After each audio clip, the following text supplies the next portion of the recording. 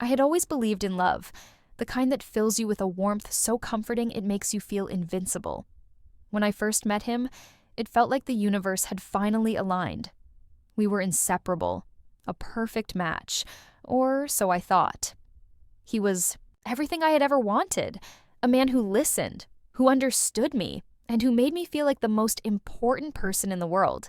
It was the kind of love that you read about in books or see in movies. And for the first time in my life, I thought I had found it. Our days were filled with laughter, spontaneous adventures, and deep, meaningful conversations.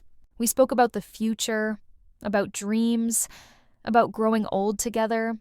The love we shared felt like a promise, something unbreakable. I trusted him completely. I trusted him with my heart, my soul.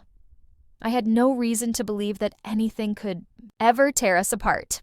But as time went on, something started to shift. It was subtle at first, small changes that were easy to ignore. A message he'd leave on his phone quickly turned face down when he saw me looking. A night out with friends that seemed to stretch a little longer than usual. I didn't think much of it at the time. Maybe I was just being paranoid, or maybe I was overthinking things. But the nagging feeling wouldn't go away. It lingered in the back of my mind, and I couldn't shake it. I kept telling myself it was nothing, just a phase, just a busy time in his life. But deep down, I began to question everything. Have you ever believed in something so deeply, only to have it shattered in an instant? Something that felt so real, so true, and yet so fragile. It wasn't anything obvious, nothing that screamed betrayal. But over time, I began to notice small shifts in his behavior. At first, it seemed like just ordinary life changes, nothing to make me worry. He started working longer hours, staying late at the office, or going out with his friends more often. I told myself that it was just stress, that maybe he had more on his plate than usual. It wasn't uncommon for him to need some time to unwind, right? But there was something about the way he came home. Distracted, distant, like he wasn't fully present. The energy between us changed. The connection we once had, the effortless conversations, started to feel forced. When we spoke, his responses seemed rushed, almost as if he was waiting for the conversation to end. Our weekends, once filled with plans, became more and more fragmented. He'd suddenly have a last-minute meeting or an event to attend. And the more he seemed to pull away, the more I found myself waiting for him to return to the person I once knew. But he didn't.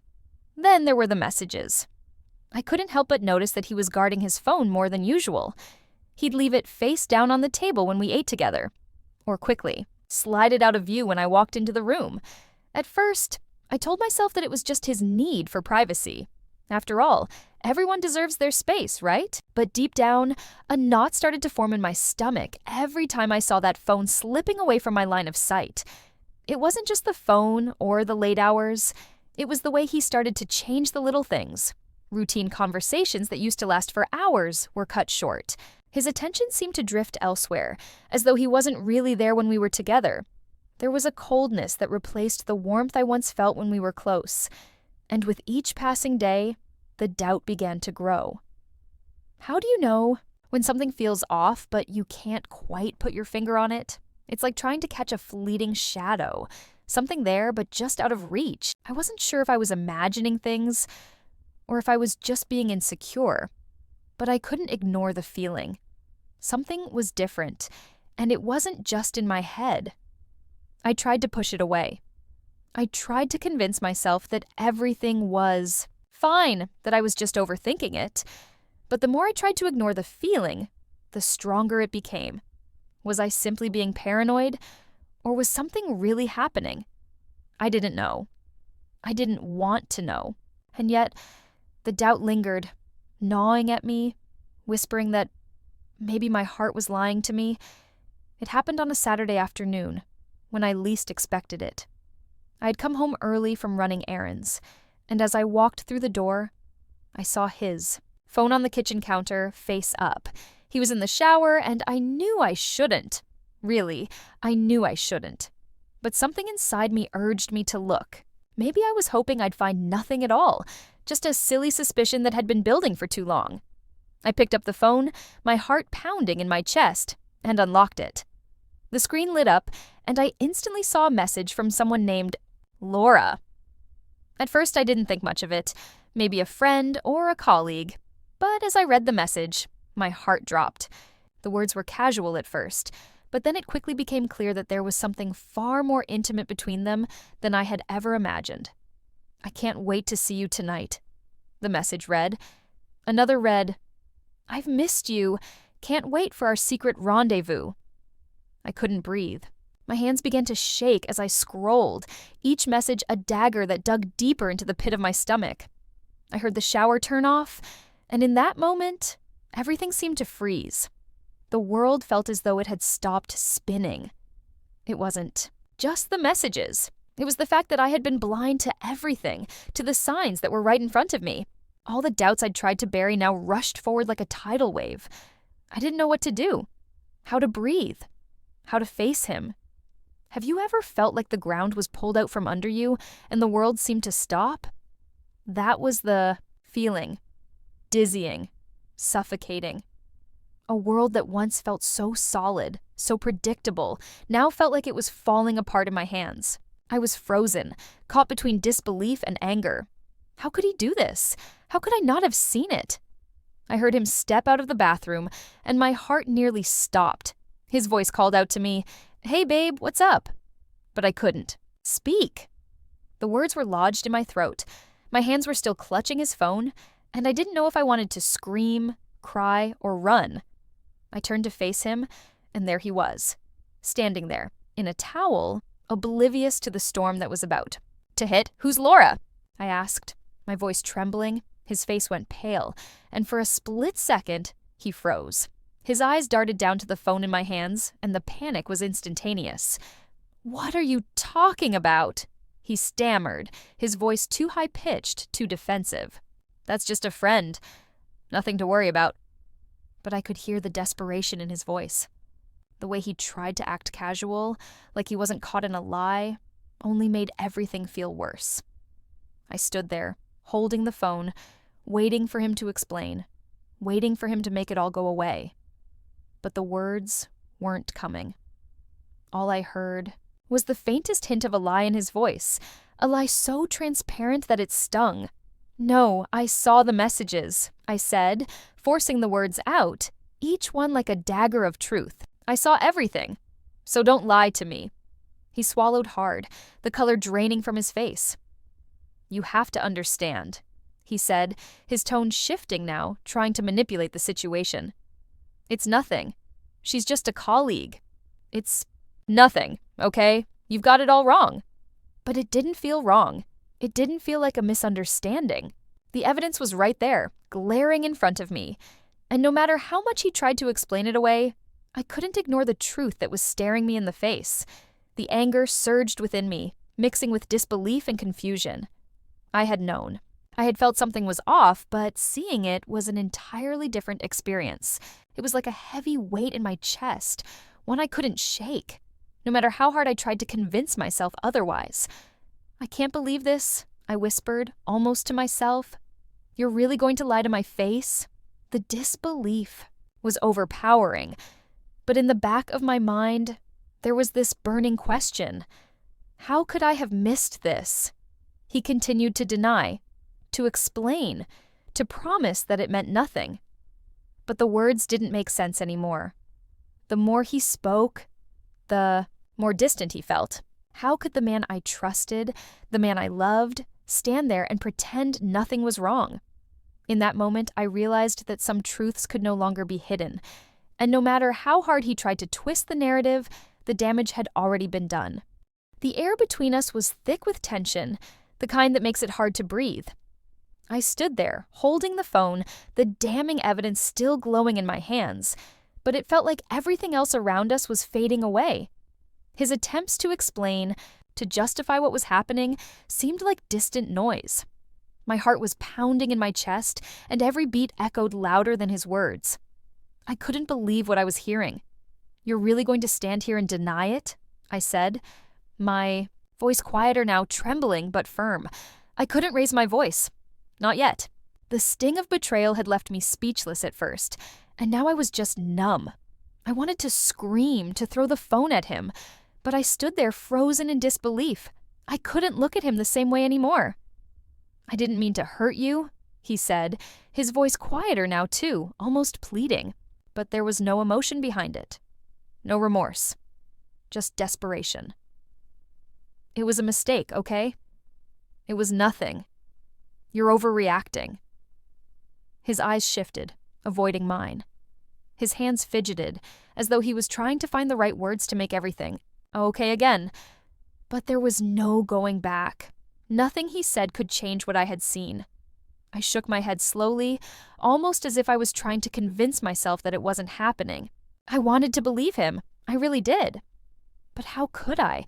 How could I look at him and believe a single word when I had already seen the truth?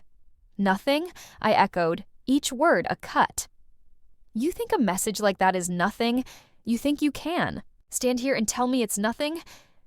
My voice was growing louder now, the anger spilling out. "It's a lie. All of it. And I let myself believe you. I trusted you. And you—" The words caught in my throat, and for a moment, I couldn't.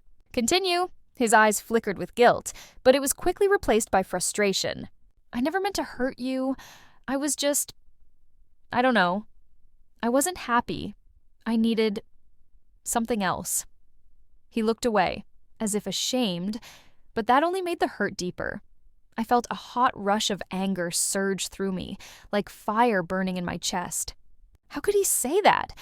How could he justify it? He didn't even have the decency to take responsibility for what he had done. Instead, he was blaming something else, his unhappiness. I wanted to scream at him, to demand answers. But I couldn't. I was already drowning in the weight of his betrayal. The words were there, but they felt hollow. What could I say to make him understand? "You needed something else?" I whispered, the anger turning into a bitter laugh. "So you thought it was okay to lie to me, to use me like this, to make me think I was the one who was crazy?" He didn't say anything at first, and for a brief moment, I thought maybe he would finally admit what he had done. But instead, he just looked at me, his face contorted with guilt and anger. It was as though he couldn't decide if he should try to fix it, or if he was just too tired to fight anymore. I had always thought that when betrayal came, it would be a clear-cut moment, that I would see it in their eyes, feel the weight of the lies, and I would know immediately. But now, standing in front of him, I realized it wasn't that simple. The truth wasn't always obvious. Sometimes it was hidden in the smallest gestures, in the way someone avoids your gaze, or the way their hands shake when they lie. And no matter how many times they said they were sorry, no matter how many explanations they gave, it wouldn't change what had happened. The silence stretched between us, thick and suffocating. I could feel my world falling apart around me, but I had no choice but to stand there, holding the pieces of what used to be my life. This wasn't just a betrayal of trust. It was a betrayal of everything I had believed in, of the love I thought we shared, of the future we had planned. All of it was a lie. I felt my heart breaking with every word he spoke, every attempt to explain away his actions. I had trusted him. I had given him everything, and he had taken it all, piece by piece, without a second thought. And now, here I was, standing in front of him, a shell of the person I used to be. In that moment, I realized I was no longer in control of the situation. I had always been the one who held the power, the one who knew what was right, what was wrong. But now, I was helpless. My whole world had shifted, and I didn't know who I was anymore. In moments like these, do we ever really understand who we are, who we've become? All I knew was that I was no longer the person who could look at him and see a future. I was someone else now, someone who had been broken, and someone who would have to rebuild herself from the ground up. In the days that followed, everything felt like a blur. It was as if the world around me continued moving forward, but I was stuck, frozen in time. I barely ate, barely slept, Every moment felt heavy with the weight of what had just happened, and I couldn't escape it. My mind replayed every conversation, every glance, every little sign I had missed along the way. The more I thought about it, the worse it became. I felt consumed by sadness, as if a dark cloud had settled over my life. And no matter how hard I tried, I couldn't push it away. The anger came next, sharp and biting. How could he have done this to me? How could someone I trusted, someone I loved, betray me like that? The hurt I felt was overwhelming. There were moments when I wanted to shout, to scream at the injustice of it all. How could he look me in the eye and tell me that I was the one who was overreacting? The lies, the manipulation, it was all too much. It wasn't just the affair. It was the years of trust I had poured into him, the dreams we had built together. All of it shattered in an instant, and then there was the loneliness. Even though I wasn't alone, surrounded by family, by friends, there was this gnawing emptiness inside me, a feeling that no one could truly understand the depth of what I was going through. I had trusted him with my heart, and now I didn't know who I was without him. My sense of self, my worth, felt like it had been ripped away, piece by piece, until all I was left with was the echo of who I used to be. The hardest part was realizing that I had been the other person, the one who had been lied to, kept in the dark. How could I have let myself become that person? How had I allowed someone else to control my reality? I found myself questioning everything about me, the choices I had made, the love I had given. Had I been so blind? Was I weak for letting it happen? The mirror became my enemy. Every time I looked at my reflection, I didn't see the person I used to know. I saw someone broken, someone who had allowed herself to be deceived. And the worst part? I didn't know if I could ever get that trust back, not just in him, but in myself. It was during this time of confusion and pain that I reached out to my closest friends and family. Some were supportive, offering words of comfort and understanding. They told me I deserved better, that I was strong, and I would get through it. But even their kindness couldn't fill the emptiness I felt inside. They couldn't undo the damage that had been done, nor could they erase the betrayal. Then there were others who, though well-meaning, were more judgmental. They asked why I hadn't left sooner, why I hadn't seen the signs earlier. Some even suggested that maybe I had somehow brought this on myself, that I had let him treat me this way. Their words stung, but they also made me angry. They didn't understand. They didn't see the complexity of the situation. They didn't understand the love that I had poured into this relationship, nor the shame I now carried for not realizing what was happening sooner. Every conversation felt like an emotional tug of war. On one hand, there were the people who tried to help me heal, reminding me of my worth and encouraging me to move on. On the other, there were those whose words cut deeper, making me feel even more alone in my pain. No matter how much support I received, nothing could undo the betrayal I had experienced. Nothing could change the way I saw myself now, and yet somewhere deep inside, I began to understand. The person I was before this happened might be gone, but that didn't mean I had to stay broken. The pain was real, the sadness, the anger, the confusion, it all had to be felt. But with each passing day, I started to rebuild. I realized that betrayal wasn't a reflection of my worth, but of the person who had betrayed me. It was his failure, not mine. What does betrayal do to our sense of who we are? Does it redefine us? At first, I thought it would. I thought it would change me forever, that I would never be able to trust anyone again. But over time, I learned that it wasn't betrayal that defined me. It was how I chose to move forward from it. In those quiet moments when the world was still, I began to understand that healing wasn't about erasing the past, but about accepting it. It was about finding strength in the brokenness and rediscovering who I was, not through someone else, but through myself.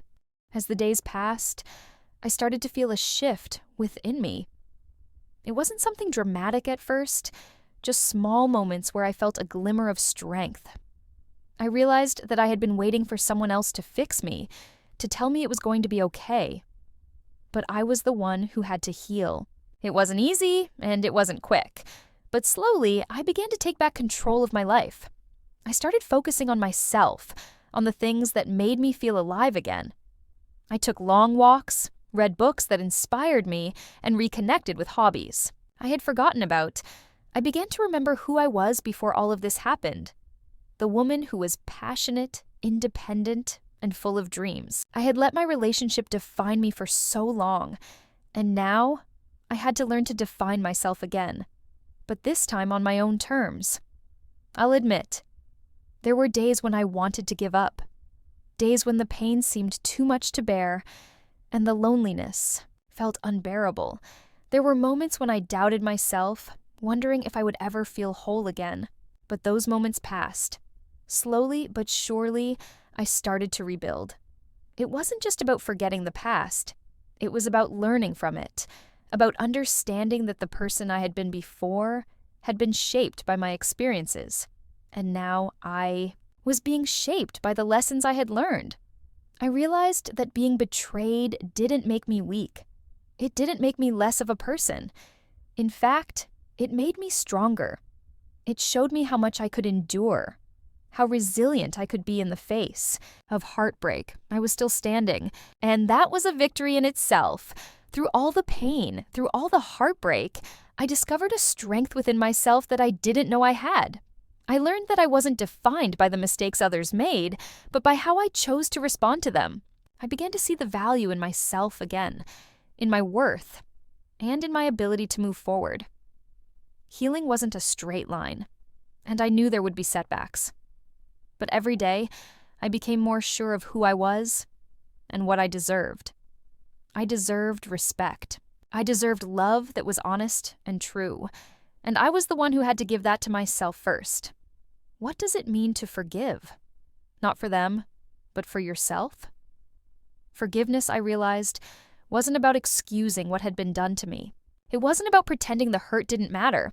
No, forgiveness was about releasing the hold that the pain had on me.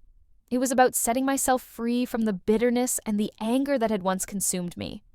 Forgiving wasn't easy. It wasn't about letting go of the hurt instantly. But as time went on, I understood that forgiving him didn't mean I was weak. It meant I was strong enough to move forward. It meant I could look at the past and accept it, but no longer let it control my future. And as I stood in front of the mirror, slowly rebuilding the pieces of myself, I realized that healing wasn't about becoming the person I was before. It was about becoming someone stronger, someone wiser. I wasn't defined by the betrayal anymore. I was defined by my ability to rise above it, to walk away from the past, and to embrace the future with courage and strength. In those quiet moments of self-reflection, I finally understood. Healing wasn't a destination. It was a journey. A journey that I was taking one step at a time. And with each step, I became a little bit more myself, a little bit more whole. And for the first time in a long time, I felt ready to face whatever came next, knowing that I was capable of handling it. The final conversation with him came unexpectedly, almost as if the universe had decided it was time to wrap things up. He called one evening after days of silence between us, and his voice was different, hesitant, fragile. I'd spent so many sleepless nights imagining this moment, imagining what I would say to him, how I would finally get the answers I needed. But now that it was here, it felt oddly empty. What was there left to say? "I think we need to talk," he said, his voice barely above a whisper. I could hear the uncertainty in his words, the fear that he might finally lose me for good. But I knew, deep down, that it was already too late. I had already let go. I sat there, phone in hand, not knowing exactly how to start. There were so many things I could say, so many hurtful words I could throw at him. But in that moment, I realized something important. I didn't need his apology to heal. I didn't need him to explain away the pain. What I needed was closure. And closure didn't come from him. It came from me. "I don't know what you want me to say," I told him, my voice steady, though my heart was racing. "I've already seen everything, and I've already made my decision. I can't keep holding on to something that wasn't real. You've already made your choice." There was silence on the other end of the line. I could hear him breathing, could almost feel the weight of his regret hanging in the air. I didn't need to hear him apologize anymore. The words were hollow now, nothing more than a feeble attempt to undo what had been done. He had already betrayed me. There was no magic word that would fix that. "You're right," he finally said, his voice breaking. "I'm sorry for everything. I never meant for this to happen." I didn't reply right away. What was there left to say? I wasn't angry anymore, at least not in the way I had been before. The anger had given way to something else, something deeper, something more final. I realized, as I listened to his voice, that the truth was, there was nothing he could say that would change anything. The relationship we had was gone, and no amount of words could bring it back. It wasn't his apology that would heal me. It was my decision to let go, to accept the reality of what had happened, and to finally allow myself to move on. I had spent so long trying to make sense of it all, trying to find some closure in his words. But the truth was, closure wasn't something he could give me. It was something I had to find within myself. The conversation ended shortly after that. There were no dramatic goodbyes, no last-minute attempts to salvage what was left. It was just over. And somehow, I felt relief. A weight I hadn't realized I was carrying had lifted, and for the first time in a long time, I felt free. I sat there for a while after we hung up, processing everything. The anger I had once held so tightly to had started to fade. The sadness was still there, but it no longer consumed me. What I realized in that moment was that letting go didn't mean forgetting. It didn't mean pretending the past never happened. It meant accepting it, embracing the lessons it had taught me, and finally freeing myself from the chains of betrayal. I had spent so much time fighting to hold on, fighting for something that wasn't coming back. But now, I saw that moving on was the only way forward. I wasn't leaving behind the love we once shared. I was leaving behind the pain, the lies, the broken promises. I was finally choosing myself. Is it possible to forgive and walk away? To finally move on, knowing you're stronger for it? In that moment, I realized that the answer was yes. Forgiveness wasn't about excusing what had happened. It was about freeing myself from the anger and hurt that had weighed me down for so long. It was about reclaiming my peace and my power. I wasn't just walking away from him. I was walking toward a future where I was in control, where I was the one who got to define my worth, my happiness, and my path. And for the first time in a long time, I felt hopeful. I felt like myself again. And that was enough. Looking back on everything that's happened, I can't help but see how much I've changed. The person I was when all of this began is a far cry from who I am now. I used to think love was something that you could control, something that could never go wrong if you just gave enough of yourself. But now, I know better. I've learned that love is not a guarantee. It's not a promise that you'll always get what you give. And that's okay. I'm not angry at love itself anymore. I'm just wiser. I've learned that trust, once broken, takes time to rebuild, and that trust isn't just given. It's earned. This experience, painful as it was, has forced me to reevaluate everything I thought I knew about relationships. I've learned that love should never come at the cost of your self-worth. If someone can so easily betray you, then maybe they didn't understand your value in the first place. It's hard to accept, but it's true. And once you realize that, you begin to see your own worth more clearly. The healing process hasn't been easy. There were days when the weight of it all felt unbearable, and moments when I thought I wouldn't make it. But I did. And what I've come to understand is that healing is not about erasing the scars. It's about learning to live with them. The pain, the betrayal, it all leaves its mark. But those marks don't define us. They're reminders of how far we've come, of how strong we are, even when we didn't know it at the time. What does it take to rebuild ourselves after being torn apart? Can we ever truly forget? Or is healing about learning to live with the scars? I've come to believe that healing is not about forgetting. You can never forget something that has changed you so deeply. But healing is about accepting those scars as part of your story, as part of who you are. It's about choosing to move forward with those lessons, without letting the past control you. We can rebuild ourselves piece by piece and emerge stronger and wiser. In the end, what I've learned is this: you can't control how others treat you, but you can control how you respond. You can't change the past, but you can change your future. You have the power to heal, to forgive, and to move on.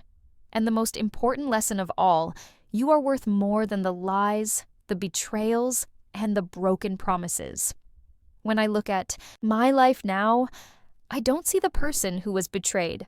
I see someone who has learned from that betrayal, someone who has grown, someone who knows her worth. I'm no longer defined by what happened to me.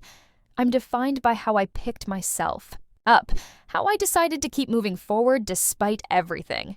And that, to me, is real strength. Have you ever experienced betrayal? How did you find the strength to move forward? I'd love to hear your thoughts, your stories, because we all have the power to heal, to reclaim our peace, and to move forward into a future that's ours to create. Thank you for listening.